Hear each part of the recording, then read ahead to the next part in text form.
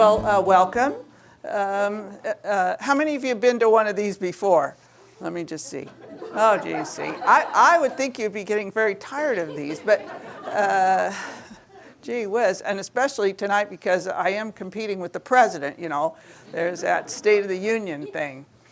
I was unfortunate enough to be born on January 20th, which is frequently Inauguration Day. And so I'm frequently competing with some president or other. But anyway, tonight we're going to talk about the Willamette Water Treatment Plant. And I have some experts in the front row that I invited to be here in case I drift. Because this has been the hardest one I've done so far because it just covers a lot of things, from the legal aspects to the engineering to the political, and anyway, all intertwining. And one thing I am not is an engineer. So let's see. I usually do a little bit of just history back stuff. Like, people frequently ask me, what is my most important accomplishment? What's your most important accomplishment? They want to know. And people might ask you that as well. And it could be related to your life or your career or or a project you've been working on, whatever. But you can't really answer it unless you decide what the criteria is. So I sort of put them out here. Is it something that is it the thing that you're proudest of, that is closest to your heart? Is it something that you played an essential role? In other words, but for you, it wouldn't have happened. Is it a thing that you worked the longest and hardest at? Is it what you got the most recognition for? Or is it the thing that had the most important impact long term? And if I were asking myself that for these, they would probably all be different. The answer for that accomplishment would be different for each of those things. But tonight I'm focusing on that one there, number 5. And there's no question that it's that. People don't think about it, but the thing that I was most involved in that had the most long-term impact for the city of Wilsonville and really the region is that water treatment plant. And of course, Mike Koloff is here, the city attorney at the time. He had a huge role in it, as did Mr. Leo, who was here before, our lobbyist / legislative advisor, but also the one who ran the water campaign for the city. Well, not for the city, but for the citizens group that were doing it. So anyway, just a backlog of where we've been since you've all been here. We covered these things, the low bank, the steamboat era, the railroads, the damaged hospital. I think we did that all the first night. Then we did incorporation, Charbonneau, closing of damaged, prison, Villebois. Tonight we're doing only the water treatment plant. So this is a deep dive because the other ones you could do 3 or 4 in an evening, in an hour, but the water treatment plant is going to be tough to get through. And then I just put down a few other ones and was just talking to Dick Spence about, here are some I think someone, not necessarily me, should do a series on, do a presentation on. One is our tech growth, the Mentor and Tektronix, et cetera, and the story of our wandering downtown. One is the industrial lands battle of Frog Pond and French Prairie, and one is Thunderbird, and did I have another one? Oh, and one is the Wilsonville sign code, which is really quite unique, and one of the first things passed by the City Council when they incorporated. So it has a very long history, and and very interesting one. So there are lots of topics, endless topics you could come up with to do sort of a history piece on it. But let's get back to the water treatment plant. In the spring of 1991, we hired Arlene Lobel, who was the former city manager for Park City, Utah, had taken Park City from a defunct mining town to the ski resort that it is now. But we had hired her in 91 in the spring. She came on to a council that was as neophyte as you could possibly find. There was only one person on the council at the time who had any experience on the council. The mayor was brand new, had never been on the council, let alone mayor. And the other two councilors were also just elected the previous November. And I had only been on a few weeks before we brought her on. So, and I knew from nothing. I had no Citizens Academy, I had no, nothing. When Arlene came on to this group of know-nothings, she said, I need 90 days to evaluate the city and where the city is, what your issues are. And then I'll get back to you. It's like, see ya. And so we're waiting for the 90 days. When she came back in 90 days, she said, you have a fine town here, and that's why I came, but you have 3 problems that need to be dealt with. The first one was relatively minor staff issue, that we had 2 people who were in management who were above their ability level, and we needed to make that arrangement, some change. And because the city had grown so fast that people who were okay when it was little were out of their league. But only 2 people out of the whole staff that she identified. And then the second one was, you know, you're going to lose your transit system to TriMet is going to come and take it back if you don't make a real, turn it into a real transit system. Because at the time, if any of you were around, it was called WART, and it was just a couple of vans that ran around if you called them up. So, you know, we're clueless. Wilsonville Area Rapid Transit. Yeah, Wilsonville Area Rapid Transit, WART. And the third one is, she said, and surely you realize you are almost out of water. No, didn't really know that. But that was the big one, is we're out, you're going to be out of water very soon. State of Oregon's not going to let you drill any more wells, and you're going to be in deep trouble. And so we proceeded, commenced to have some very serious conversations and very serious conservation efforts were undertaken right away. And we brought we actually reduced the average use of the city from around 6 down to about 4.5 over the course of 4 years. Even with growth, we were dropping our water consumption. But anyway, we were very aggressive on conservation. We did a deal with PGE where we gave away free toilets, low flush toilets, gave away free washers and dryers and dishwashers and showers, low showers.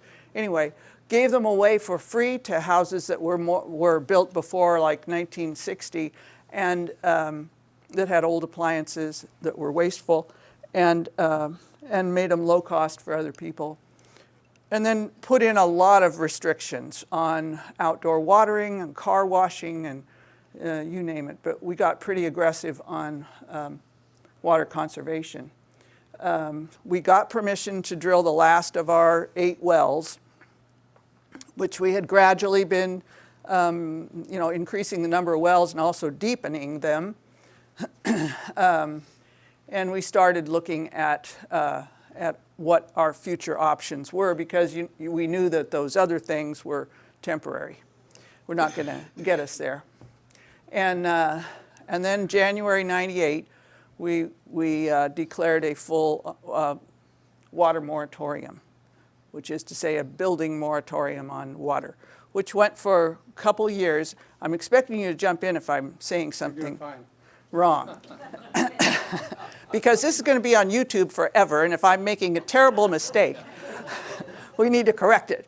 So, which we extended again a second time, but you can only extend moratoriums so long. Now, the date might remind you that, might ring a bell, that we're in the middle of the prison debate in '98. Nothing was settled. January of '98, we're just starting the second legislative session that we, is that right? No, Special session. This is the special session where, at which the Day Road site appeared on the horizon. But we had said from the beginning to the Department of Corrections, we don't have any water. Of course, they didn't believe us. And then when we had the moratorium, they presumed that we were just trying to, scare them or something. I don't know. But anyway, I have to mention a few of the things that were the problems with our wells. It wasn't just that they were running out and we didn't have, and that we wouldn't get permission, because you have to get permission from State Department of Water Resources to drill a well, any well. And we had been deepening them over time. And the deeper wells are, generally it means more minerals. And more minerals in your water means everybody was using water softeners, or a lot of people had water softeners in their homes, either a big one out in the garage or one attached to the kitchen sink. It meant you had problems with lots of mineral stains on your fixtures, refrigerators, ice makers clogged up, the taste, of course, off. Soap wouldn't suds very well. This was an issue for the hotels and other people who need to do laundry. Other people who do laundry, I don't know who do. But, and your laundry and your hair wouldn't rinse. It was hard to get soap out of your hair. And one thing is it's variable. So for our industrial users, because the wells have, depending on which well and how deep it is and where the water table is at any given time, the mineral content is variable. So hard for them to predict if they have they are like Coca-Cola, it needs to be the same. All our hotels, restaurants, industrial users were impacted. And then this last one, we were drawing down the wells in about a 6 to 8 mile radius, clear up on Parrot Mountain. They were in a water, they didn't call it a moratorium. Crisis, I think, is more Yeah, emergency, but they weren't allowed to drill any more wells up on Parrot Mountain either, because everybody's wells were going dry, and and we said, well, it couldn't possibly be us. We were very adamant about it. It couldn't be us. We're way too far away. But when we eventually got off of the wells, darned if they didn't all spring back up. It was just a coincidence. But our wells, in fact, a couple of ours were artesian. They came back so hard that water was coming out the top. So anyway, even if they had let us keep drilling these wells, there were a lot of problems on the horizon, and it wasn't working well for us. So what else were people using in the region? What should we look at? these are the main places that people around us were getting their water. No one was at the Willamette except Corvallis was using the Willamette. But most of the Portland metro region was using the Bull Run, part of Portland's, City of Portland's system. Clackamas was Lake Oswego, Oregon City. West Lynn was doing Clackamas? I don't know. Anyway, a lot of the Tiger tied in through Lake Oswego, and probably Milwaukee and that Gladstone. The Molalla was what Canby was using, and Hag Lake, of course, is on out in the Coast Range that was serving Hillsborough. But the one thing these have in common is they are all surface water. And so in many ways they have the same issues. They're all very soft water, and they have the same. They have a lot of the same contamination issues. They all have bacteria issues and turbidity, sediments, particularly the ones that are running, the rivers. But even the lakes do, because stuff is always falling in them. The Clackamas and the Molalla and Hag Lake were already overtapped. There wasn't any water to give out of those. Hag Lake or Hillsborough is part of who's, this big pipe is headed to Hillsborough because they can't get enough water out of Hag Lake. They can't get permission to raise the level of that dam,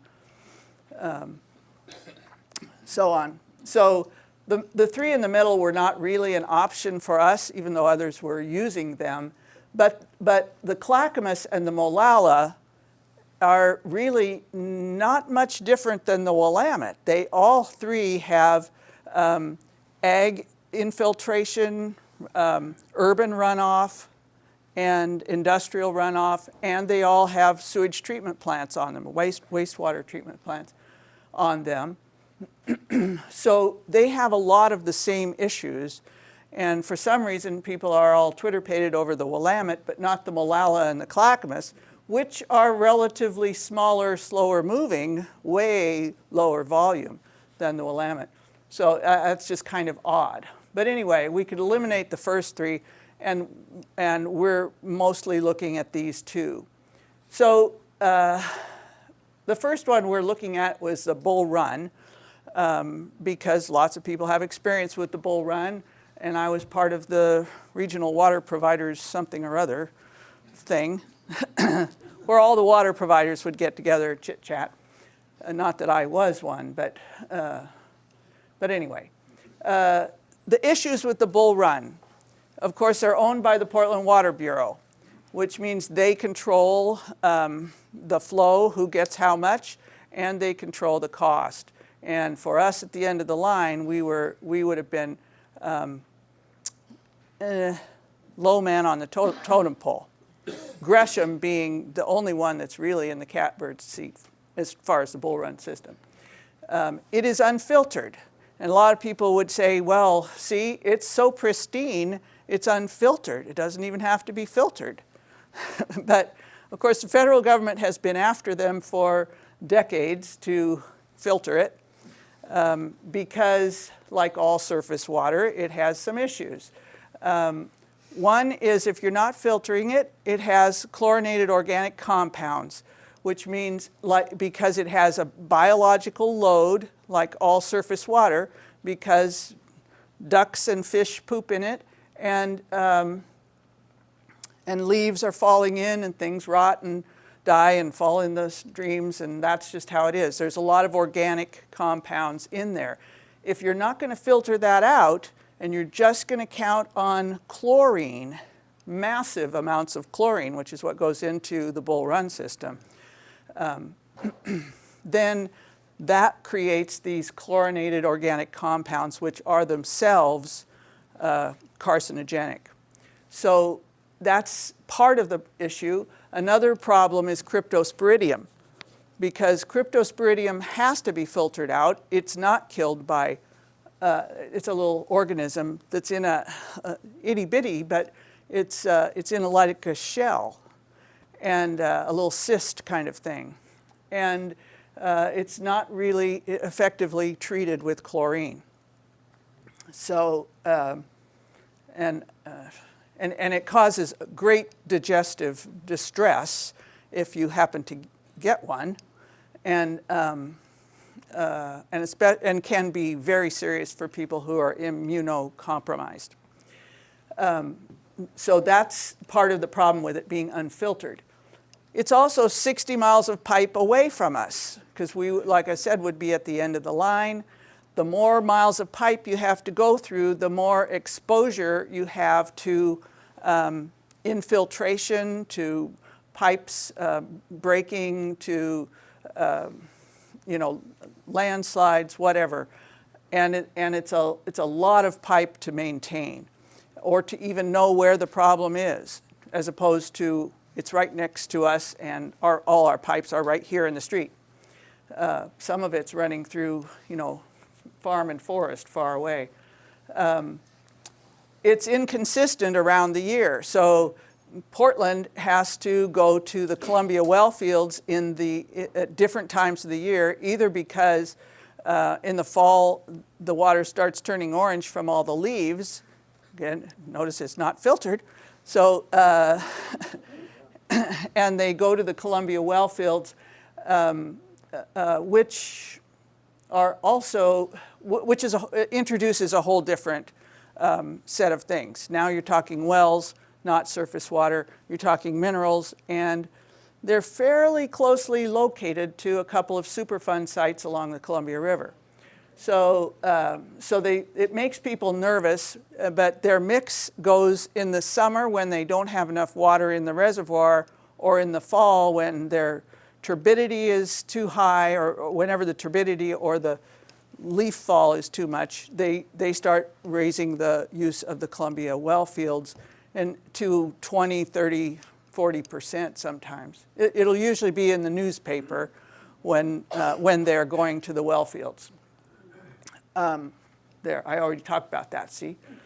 The other issue with Bull Run, which is not true of all those other sources, is that they have higher dioxin levels, and it's not filtered, because they are downstream, so to speak, air-wise, jet stream-wise, of the main weather system coming off the coast, which is coming right through the Portland airshed, through the pollution in Portland. Now, not as bad as we get more and more electric cars and clean up the air, but nonetheless, there's more dioxins in the airshed of the air column above Portland than there is the Willamette Valley. And then it hits the Cascades and rains out. That's how dioxins get there. So there are more dioxins in the Bull Run than in the Willamette. In 1998, then, somewhere in the middle of the moratorium, I forgot to look at the date, but the City Council unanimously recommended pursuing the Willamette River for long-term water. I was mayor, council president was Alan Kirk, and John Helzer, Benny Holt, and Bruce Barton were the other councilors.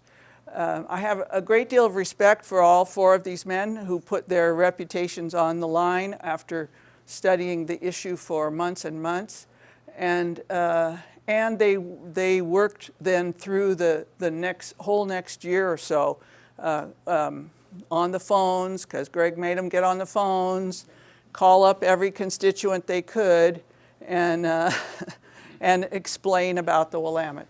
So they really did a yeoman's job at that. Besides campaigning for that, though, we did continue and do our due diligence, which is to say, looked at every alternative. And one was the Troutdale Aquifer, which is the one south of the Willamette. Why it's called Troutdale, someone explained that to me once, but it's nowhere near Troutdale. Our aquifer on this side of the Willamette is called the Columbia River basalt aquifer, and they're quite different. One of the issues with the one that with Troutdale aquifer, which runs down towards Woodburn, is it has a lot of naturally occurring arsenic. So towns like Aurora have to have these very expensive water treatment to try and get that arsenic out of, for a tiny town, very expensive. And when we started looking at it, could we drill 4 or 5 wells in the Troutdale aquifer, since the one on the north side is so short of water, and that made all of the farmers come out in droves from south of the Willamette, because they're looking at, now they're going to pull down my wells.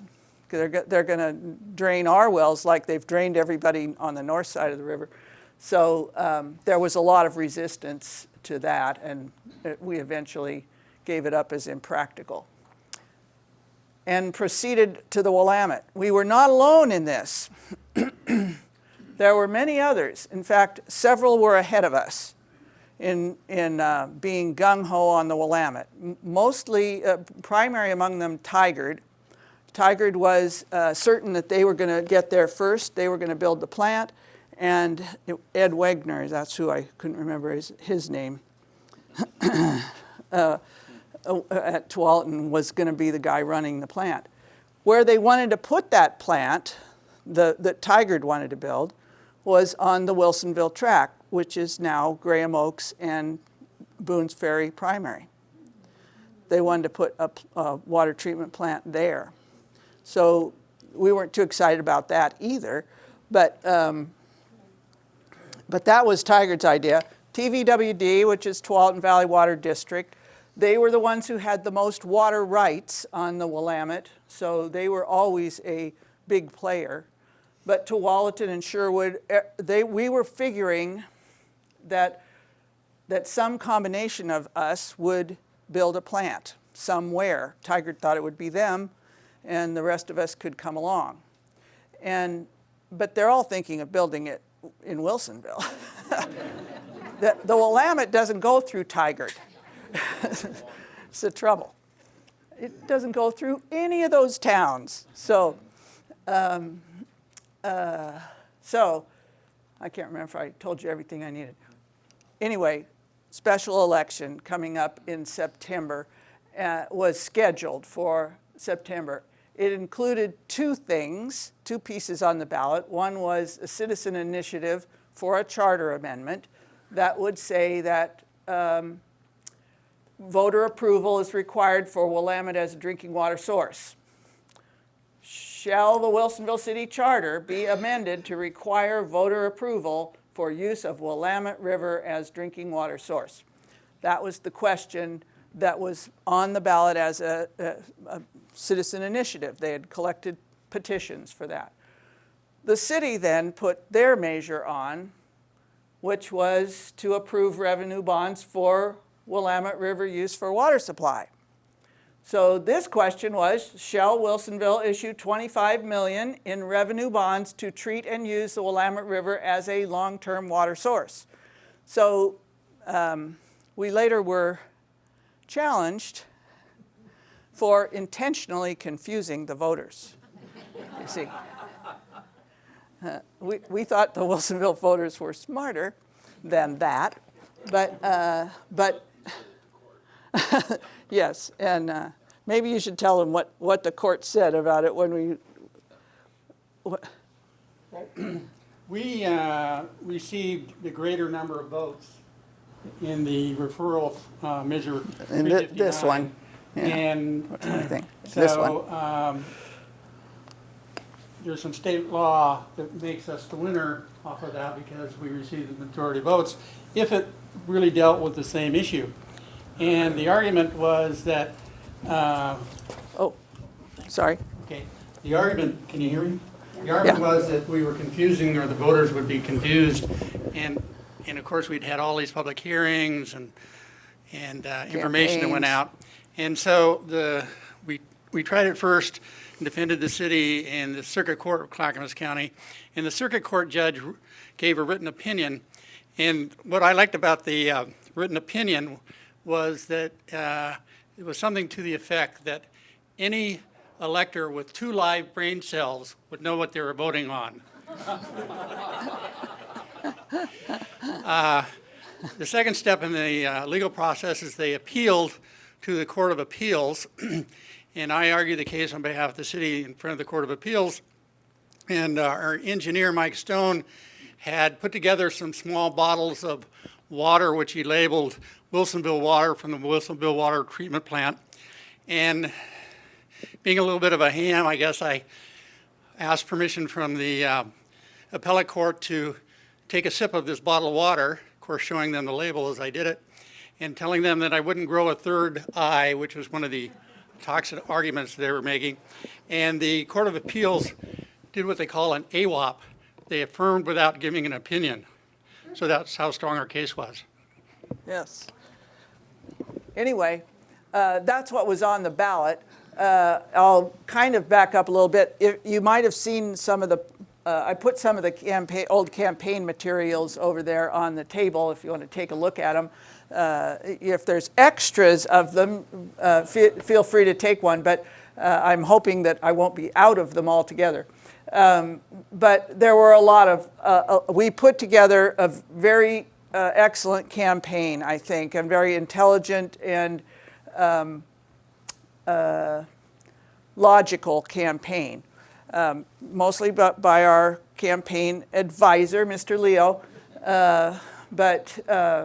and these lovely buttons, which he and probably Rachel put together, buttons. And the spokesman came out and endorsed our position, as did the Chamber of Commerce, the school board. We had some heavy hitters on our side, but there was the opposition. And this was one of them that they passed around. More artistic maybe than ours, but it says up there that see what the Willamette River water did to me. So is the essence of that one. This was a little flyer they put together, and it was being passed all over the place. And then, of course, they were trying to recall me at the same time. Me, and I guess they didn't like Arlene Lobel either, but they didn't know how to spell her name, so. So anyway, I thought their campaign was a little lame, but compared to ours. But anyway, there it was.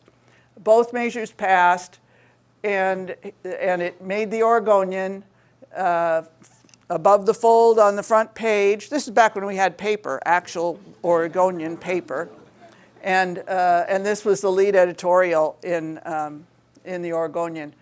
And you'll notice it says, other cities should follow their pragmatic lead. Wilsonville voters wisely break the ice on the Willamette River. So I pulled that quote from the Oregonian, but they didn't follow our lead. Tigard, Tualatin, and Sherwood all had this same group or its outshoots who were also involved in trying to stop the Day Road prison and thought that if they could just stop the water, and if they could, anyway, they had charter amendments going that fall in all of these cities, and they all passed. But these cities didn't also have what we had on the ballot, which was the question about going to the Willamette. So they all just retreated, even though they had been way more aggressive than we had been in the beginning. They retreated from the Willamette and left us kind of high and dry without a partner, other than TVWD. And TVWD, Tualatin Valley Water District, they stuck with us because they figured if at least one city could get on the Willamette, then the others would eventually follow. And that's kind of what's happening. But so we were pretty much 50-50 partners, although we were 51 and they were 49 on the land. And various things for different parts of the plant, which I'll maybe get to later. I have to look at my notes and see if I'm forgetting anything. And sure enough, in 2011, Sherwood decided to put it on the ballot and ask their voters, should we join Wilsonville on the Willamette? And it passed. Of course, we'd been drinking the Willamette for almost a decade. And by the time Sherwood got the nerve to ask their voters, and I don't know what that passed by, but, the other thing I was going to say, missed saying before, Wilsonville's passed by 253 votes. So it's hardly a landslide. It would not have passed but for Charbonneau. On the north side, I think it would have failed or been extremely tight, and then the other one probably would have kicked in. Charbonneau was solid with us, and that's why it passed. So here we proceed. Our official partner is TVWD. They're the ones with giant water rights and money. And our background partner was the Department of Corrections, the prison, because it had finally occurred to them that they really did need some water. And this was really important to them.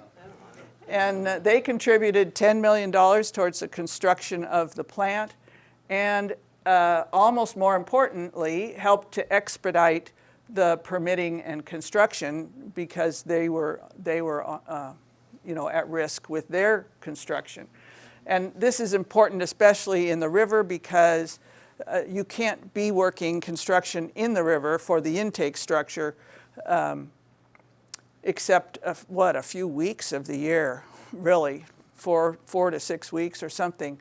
And if you miss the window, you're behind a whole nother year before you can get back in the river because of fish runs and water levels and whatnot. So, yeah. So let me say, I put this down there because Mr. Leo found it for me to try to explain these various agencies. I can't figure it out.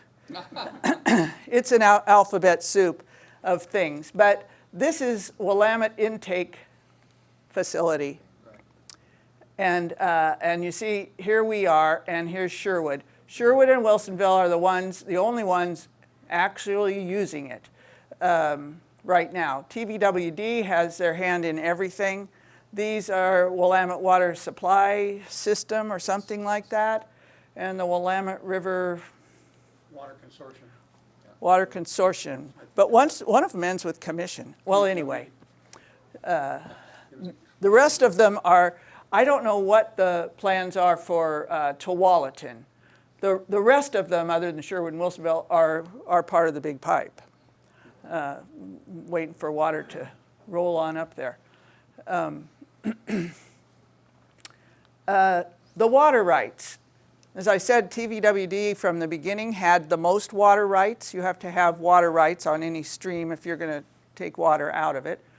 Wilsonville had, they started out with 120, but this is where they are now. Because Sherwood didn't have any, they bought them from TVWD. And, but Wilsonville always had our 25. And we were asked to throw our 25 in with TVWD back when we were all going to go to the Willamette together, hand in hand. And we thought better of it and held on to our water rights. And other people were pooling theirs together. But anyway, that's where that is. Oh, wait a second. That's not what I wanted. This is what we're using. So we have the right to that much water. We're currently, the city of Wilsonville uses between 2 and 10 MGD, that's million gallons a day. Most of the year like this, it's close to 2. And most of the summer, it's around 6. But we occasionally have peak days that run close to 10. And you have to design your system for your peak day because of fire flow. So you have to always be prepared for a conflagration. Sherwood uses 2 to 4 because they're also getting water from the Bull Run. So they have a mixed system. Anyway, and our plant is capable of treating about 15 right now, but it's being bumped up to 20.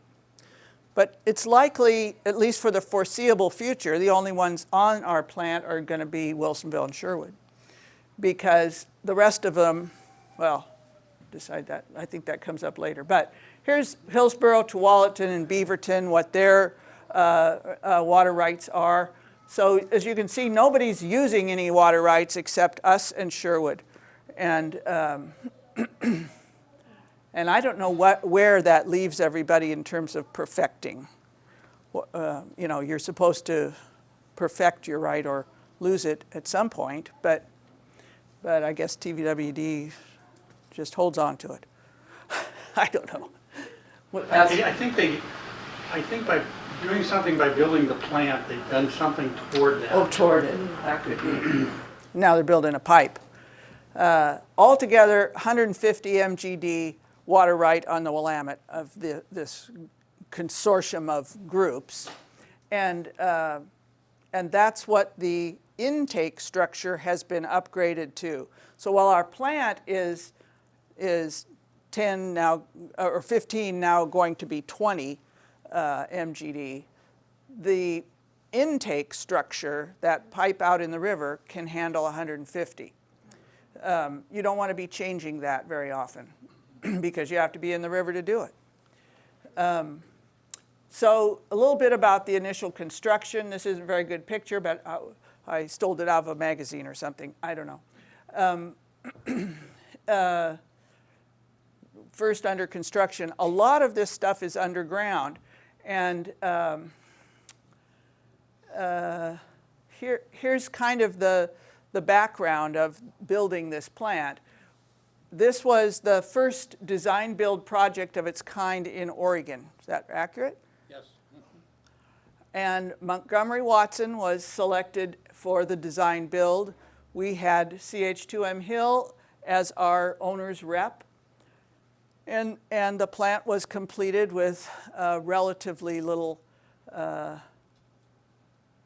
problem in April of 2002. At least it worked out well for the city of Wilsonville. What'd you say? The plant was built to be expandable. If you ever have been down there and looked in the windows, you see the pumps like this, and then there's some empty spots so that you could add pumps and add treatment things as you go along. We hired US Filter, now called Veolia, as our operator. So none of this was City of Wilsonville employees. They were experts. We hired US Filter because they are the largest, and still are, the largest water treatment plant company in the world. They're out of France. And even though their name was US Filter, it's a French company. But they do a lot of plants on the East Coast. And the gentleman we were interviewing for Wilsonville was from US Filter, was coming from a plant, I think, in Florida, but had worked in Washington, D.C. for the one on the Potomac. He was accustomed to, rivers in the east, the Potomac and the Mississippi and the Missouri and there's some really nasty rivers. And he said, especially the Potomac, the ones that had caught in fire and stuff like that. And he was talking to us about, we were interviewing him essentially, And then he, you know how you do an interview, ask him a bunch of questions, and then you say, do you have any questions for us? And he had one question, and the city council is sitting there, and I'm the mayor, and he says, just want to know, now what you're asking us to do with the triple treatment program, do you want us to do it that way because you think it's necessary, or is it a political decision? And I'm sitting there wondering, you know, what do I say? Because, you know, it's a public meeting.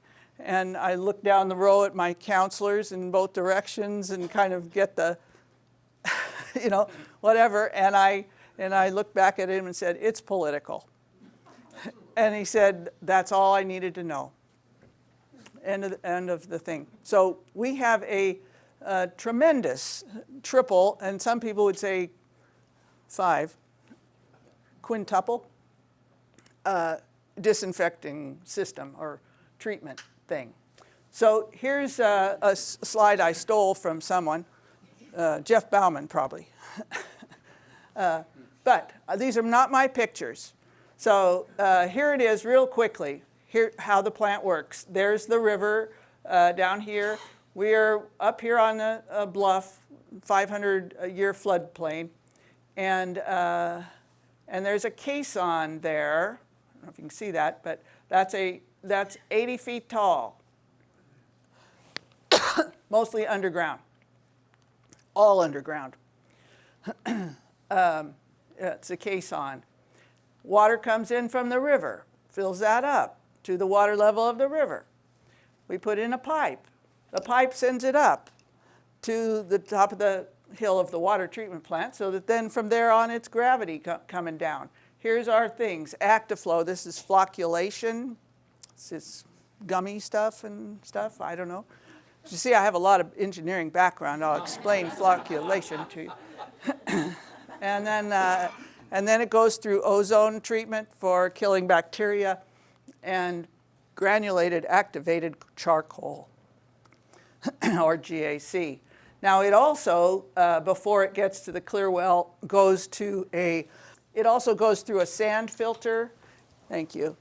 And then before it leaves the clear well, which is a $2 million, I always keep saying that, 2 million gallon reservoir right here, before it comes out of there on its way to various other places,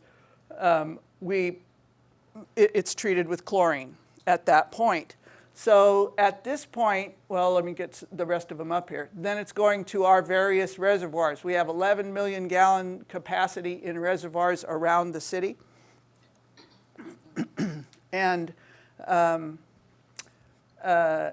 but it is treated after all the biologicals have been removed. All the organics are out of it.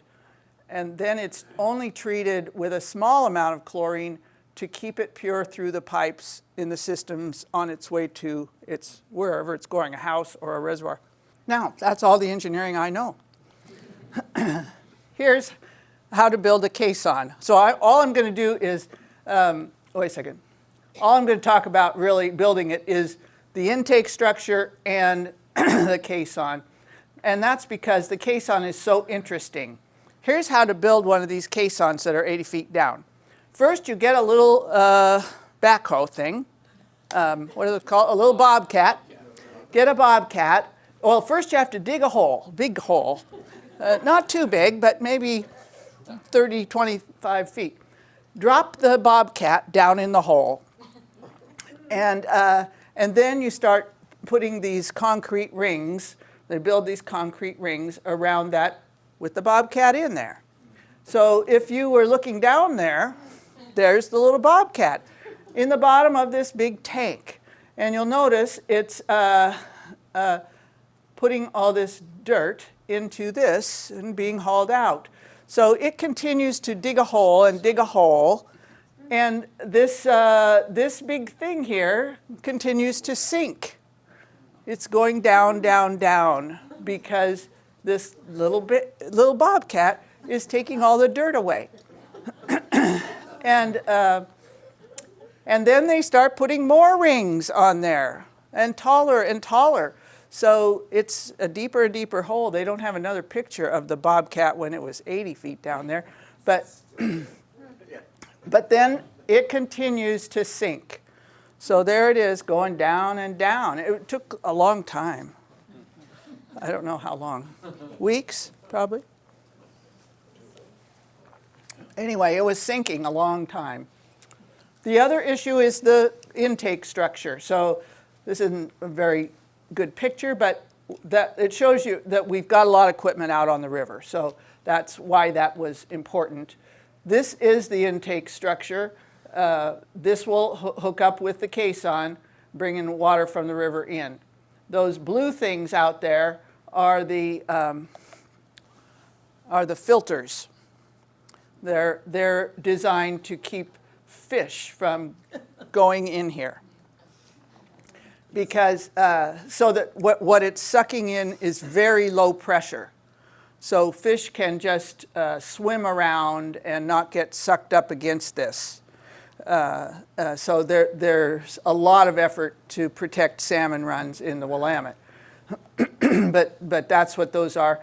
The whole intake structure is about midway in the river. They don't want it too deep because they don't want to be picking up bottom sediment. And they don't want it up where it's going to be running into marine traffic. But of course, since it's sucking a lot of water, it gets dirty. So how do you clean it? Well, they have to burp it like this. So this is about twice a week, actually, it is burped. So they blast air through to clear those off. They check to make sure there's not marine traffic around there. They don't want to upset a canoe or something with this little burp. But I have seen it before just by accident being down there because the overlook at the water treatment plant park, you can see this. It's right from there it is. So it's interesting to see. I don't know if they ever give warnings of. They have a horn though, don't they? I think they blow a horn before they burp it, but they always go out and check about marine, water skiers or something. They don't want to burp them off the board. And finally, here's the Bob Marassi water feature under construction. That was the little video I had running earlier. Bob Marassi is a landscape architect who designed all three of our major water features, the one at Town Center, the one at Marassi Park, which is named after him, and this one, the one at the water treatment plant. This is the one that is not playable. You can't go wading in it because it's raw water. And I have heard from multiple people who had worked on this project that it was just a nightmare because Bob was so particular about every rock.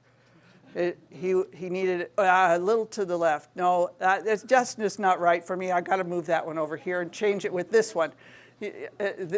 Getting him to agree on these rocks was, he was particular about how everything was placed in that water feature. So this is raw river water. It usually looks crystal clear, but it's just pumped out directly out of the water. And Bob Marassi passed away in the middle of building the one at Marassi Park. Was relatively young age of, 57. So what would you guess? Any guesses? Who are our biggest water? Who are our biggest three? Jeez, this group is just way too smart. Yes, Coca-Cola. Coca-Cola uses 10% of the city's total water.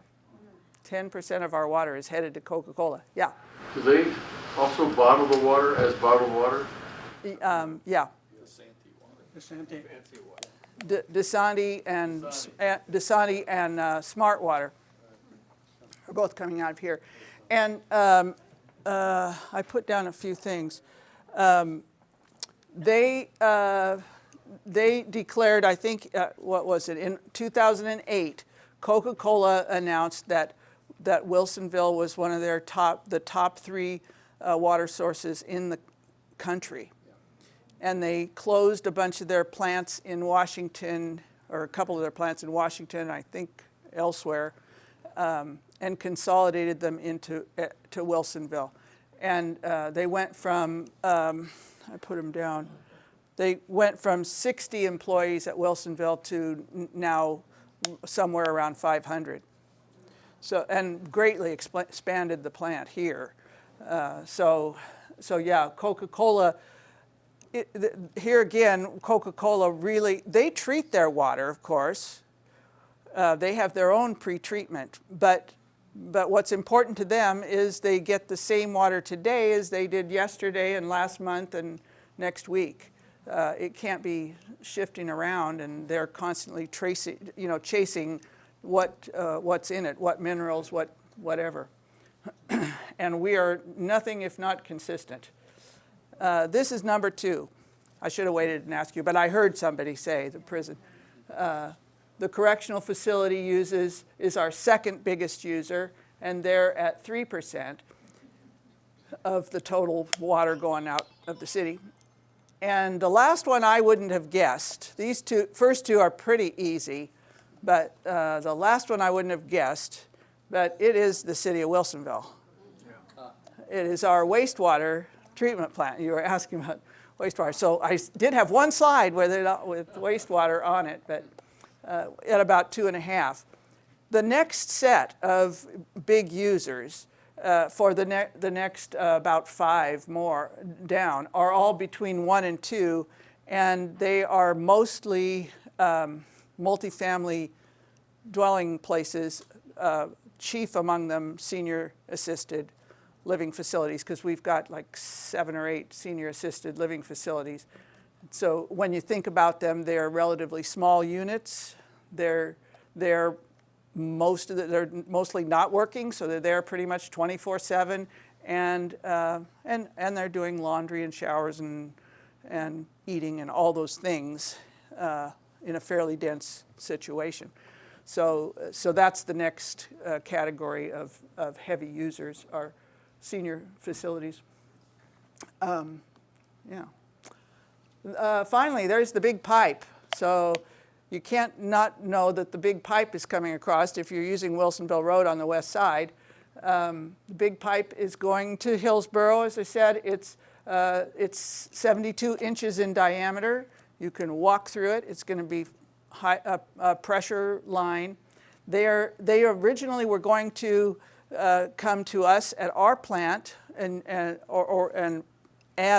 build on the same land at least, and decided against it, went to their own, or they're now in the process of building their own plant up in Tonkin. So they're going to be pumping raw water up here. This won't be clean water. This will be coming straight out of the intake facility and structure, and headed up there with all the sediment. Mud will be in it. Yes. Same intake facility? Yeah, same intake facility, because that's why it has 150 MGD. So we'll peel off our 1015, and most of that is going to head on up north to Hillsborough. But ours comes in with sediment to there, but they're just going to pump a lot of sediment several miles and then take it out up there. And anyway, the benefits that we get from the big pipe project, which, it's making a mess of Wilsonville Road and Will of Kinsman, et cetera. We are getting about $30 million in compensation to Wilsonville, of which $17 million is the ground lease, $7 million is road and sidewalk improvements, $3 million in seismic upgrades for our plant and the clear well, and et cetera, which have already been done. The new Willamette River overlook at the plant, it's already been done.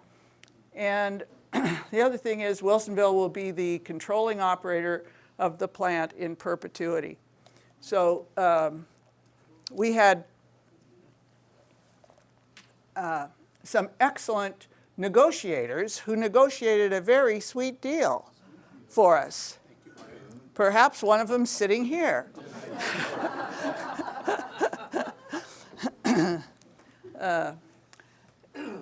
So anyway, that's the deal with the big pipe. And you can't really see how this big pipe is going, but here we are at Wilsonville, and here we're headed to Hillsboro. A little bit closer up, you can see this is a previous map where they're trying to figure out alternate routes and whatnot. But it's supposed to get out of Wilsonville up here sometime next year, sometime in '24. And it's supposed to get to Hillsboro till sometime in '25. I don't see how they can, but they're apparently under the gun for some reason. They have to get 25 is when they're supposed to be getting there. So it's a huge project. We're making a mess of the road, if you notice. And one of the reasons that we're not fixing Wilsonville roads, getting all pocked up and everything, is we want to wait until we've got the big pipe at least past Kinsman before we fix Wilsonville Road. Now this pipe, when it comes under Wilsonville Road, it's just going to dive under there. They're not going to dig up the road to get that giant pipe in there. Sounds impossible to me. It's a 6-foot pipe, and furthermore, for those of you who know Wilsonville Road and Kinsman, it's diving under the Kinsman oak, that big tree at the corner of Kinsman and Wilsonville. So it's going to be 15 feet below the root zone. And so you see that's going on right now. We've been out there meeting with them about that tree. Is that gravel that they're putting into Progress a part of that diving under? Yeah. Okay. I don't know exactly how that's working, but yeah, that digging up on the far side of the tree is part of, there's arborists and engineers and all kinds of folks who have that tree on top of mind to try to get it through this trauma, but they seem to think that it can do it. So here is the water treatment plant. For those of you who haven't been there, you definitely should go and see it. It's right down here next to Wilsonville Concrete, but you get into it by coming through Maury's Landing is in here. You can come down this bike path. You can come down Jobsy Lane and walk in there. If you want to be in closer up, you can kind of see. But there's the water treatment plant. Very beautiful overlook. And now with the money from the big pipe, they have also improved this is an old picture because things are still under construction. But they have improved down by the river. So at the water level, there are park trails, and you can go down there, and it's very pleasant. They've put a little stairway to go down by the river. So if you haven't been down there, it's definitely worth walking down there on a sunny day, especially. And I think that's all I have. When it was first built, I was told that there were sensors upstream on the river to alert if there was a big bolus of chemical waste or something coming down the river. Was that true? Was that necessary? Or was that just to placate people who were concerned about three-headed frogs? And things? I don't know about the sensors. I can tell you what the rules are on spills, but There aren't any sensors that I'm aware of. I don't know anything about sensors, but there are pretty stringent federal regulations for any spills on the Willamette, whether it's a traffic accident or a sewage treatment plant. Wastewater treatment plant is what you're supposed to say, wastewater plant spill or overflow or whatever. There are very stringent rules of notification. So you are required to notify everybody downstream when you have an incident so for instance, we don't have any really likely traffic problems upstream. Newburgh is the nearest wastewater, and we have had an incident at Newburgh, and they notified us right away, and our response is we just shut down the intake structure and wait for it to go by. And they know exactly how long it takes, but we're about an hour from Newburgh. River flow is about an hour and a half, so they just wait 3 or 4 hours and it's gone. Because that's another thing about the Willamette. When we were looking at it, they described the Willamette as a fat river. It's a chubby river, and it flushes itself very fast, as opposed to the Molalla or the Tualatin that just lazily wander around. The Willamette is moving, and pretty quickly. I just wanted to get a comment in there about the redundant treatment. You know, it seems like there's a lot. We have, what Charlotte says, 3 to 5. Well, one of those is ozone. And so we had an incident a couple of summers ago, and I know Bill will remember this well, when we had hazardous algal blooms, which came in the river. Salem completely shut down their water plant, and National Guard came in, provided water to people from Salem. When the hazardous blooms came to our part of the river, we went to a valve at the plant and we cranked up the ozone treatment, which is the only way that you can really deal with hazardous algal blooms. The kind of consequence of that was we had a big legislative debate in Salem about what we can do as, Willamette River source, rivers for our water. And Salem, at one point, Peter Courtney turns to me and he says, well, how come Wilsonville has ozone and nobody else does? And I said, we had a robust political debate about this. And the consequence of which is we have systems that back up systems that provide for sure that we have safe water. So there was a benefit, I think, from all of that. And I believe the other side's slogan was flush twice, Newburgh, Wilsonville needs your water. That was what we had heard in the campaign. So, Charlotte, to you. If I may, with regards to the Newburgh pool, one of the issues that had come up during the debate about going to the Willamette and what was there were some skeletons of deformed fish. And so the debate was there's toxins in the river and therefore this is terrible water to drink. And for some reason, someone started doing some research on it, and they discovered that in the 1900s, a skeleton of one of these fish from this Newburgh pool was taken to the Harvard Museum and kept. And so they had an exact skeleton deformity in 1910 or something like that matched the deformity that these fish were showing. And what it turned out was a very, very small little toxin that the fish were allergic to or affected the fish that was eaten by the birds. The birds flew over, pooped out the toxin, and the fish ate them. And so it had nothing to do with any kind of toxins that would affect any human beings. And we were able to come up with this information that this existed back in the 1900s, so it was nothing fresh, and we weren't getting new toxins or anything like that.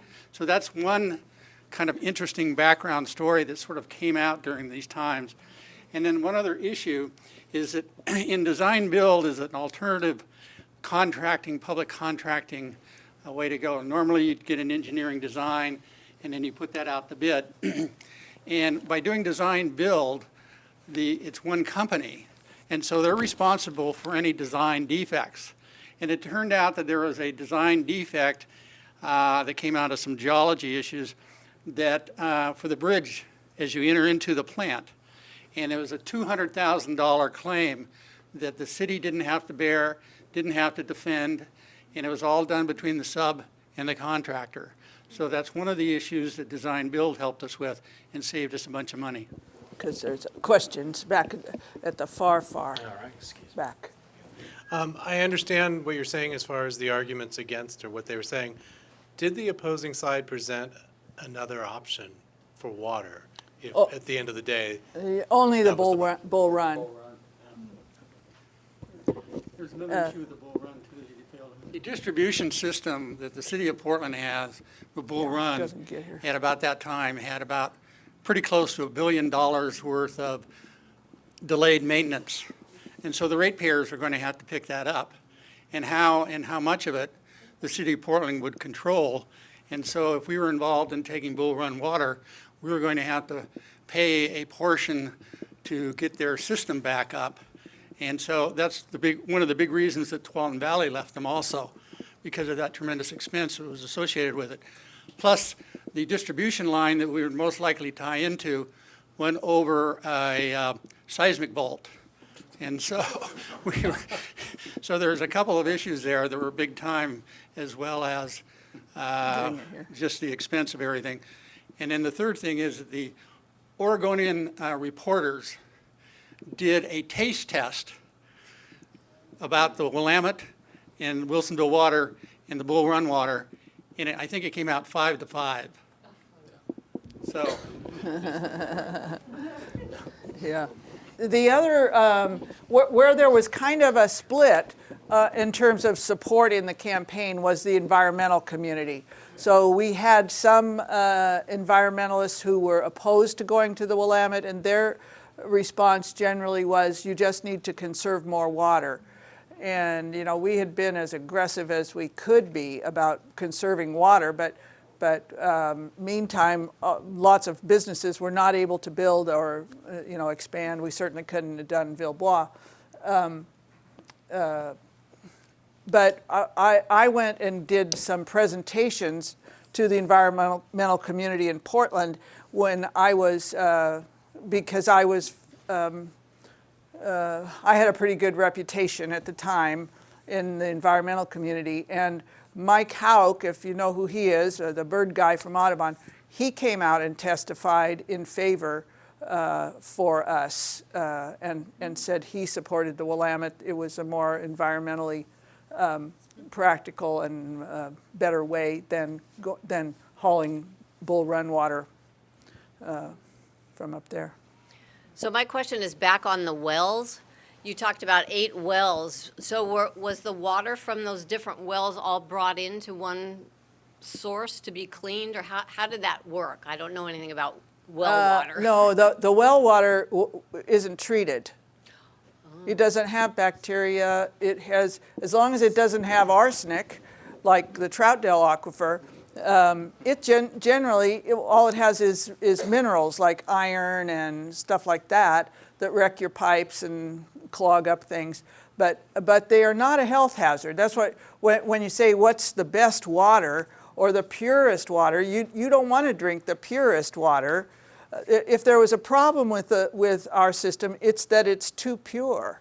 Because if you drank only distilled water, you will get sick because it leaches the minerals out of your body because it's so empty. Coca-Cola puts minerals back in. And, the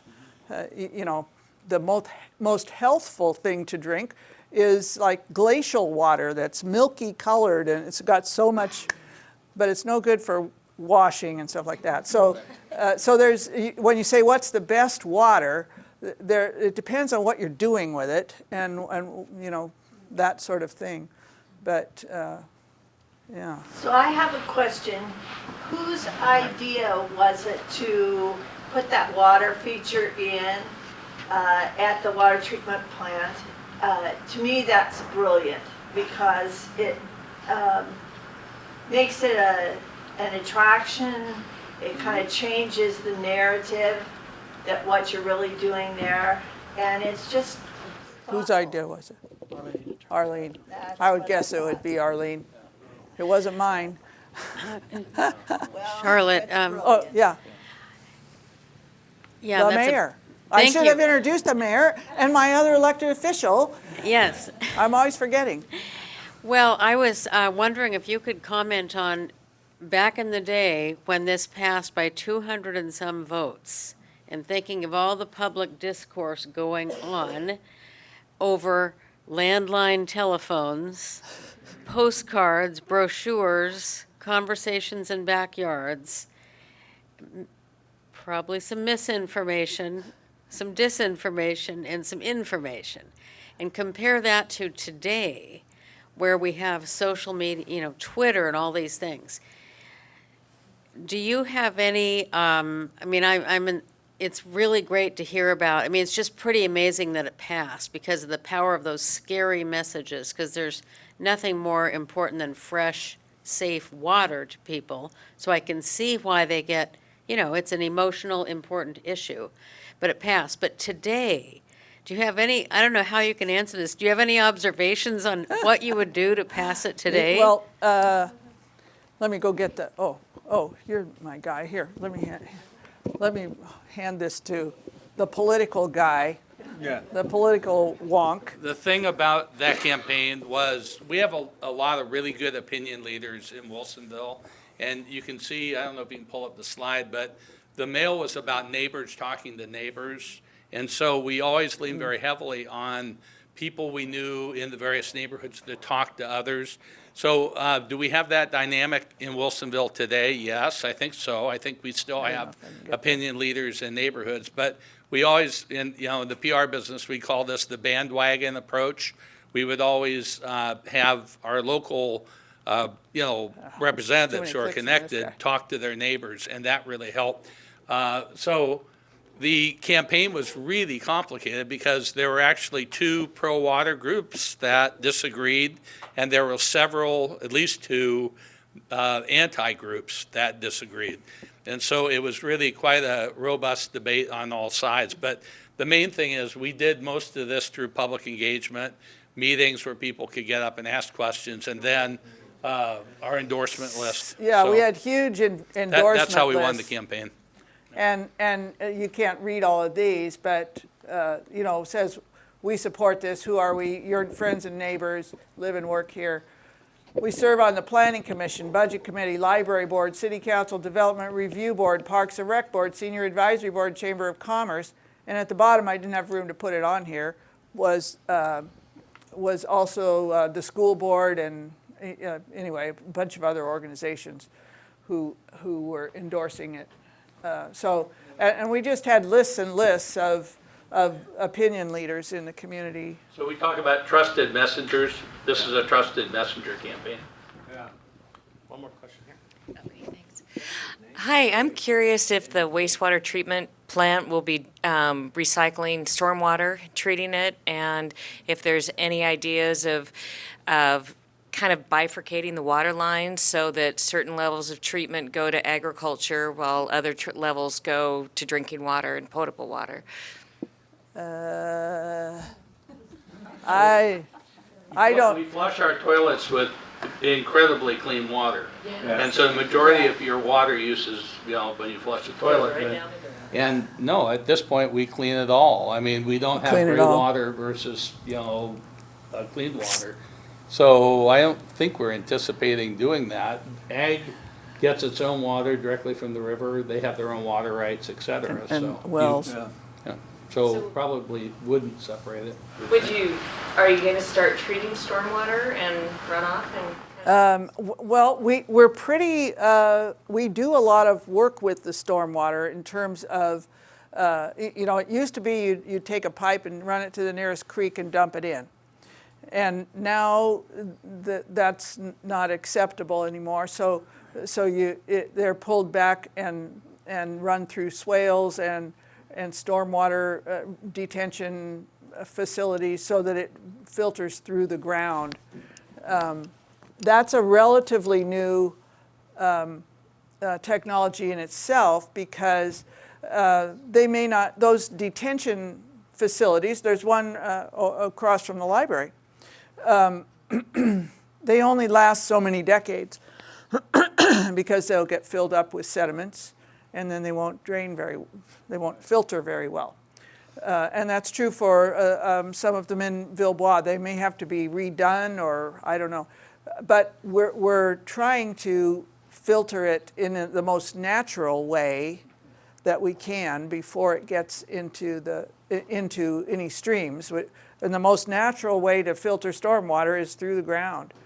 So climate hasn't made us so water scarce yet where we need to look at those kinds of alternatives, but who knows what the future will bring in terms of climate change. But I mean, we have a blessing of a lot of good water here, and the interesting thing, we just did a bill on this in the legislature this session, that when the water hits the ground, it belongs to the state. So, you know, and so we had a little debate about that. Well, does that mean rain barrels? Say you have a rain barrel where you harvest the water off of your roof. Is that your water? Is that the state's water? Apparently, that's still your water. You can do something with it. But say it falls into the street in front of your house and goes into the stormwater system, that belongs to the state. And so then you get into, you know, questions of how do you actually use that water. So. Who owns and manages the bioswales? The city. Or the HOA. Or the HOAs. So when they get filled You up, can ask current questions of the mayor. when they get filled up and need to be redone, the Those have to be HOA paid for by someone. And HOAs have the management, in certain cases, of the bioswales. Not always, it depends. But you see the difference, the change in the last couple of decades in parking lots is the other place where they used to just be solid asphalt, and then we got aggressive about trees, about putting a lot of trees there, and then most of them have essentially bioswales in between the parking rows. I'd say that it could be a corporate entity that has a bioswale, and so they have to take care of that bioswale. Could be. Yeah, but you see the changes are happening on many different levels in terms of treating stormwater. They're evolving, is what I mean to say. But this has been very nice. I hope you can come to the next one. But this is current history. History isn't just what happened with the Boone family. It's what happened recently. And it's the stuff that's just 10 years old or 3 years old that we tend to just not put enough importance on, and we don't get it written down or recorded or talked about. So, history starts yesterday. Okay, thank you very much.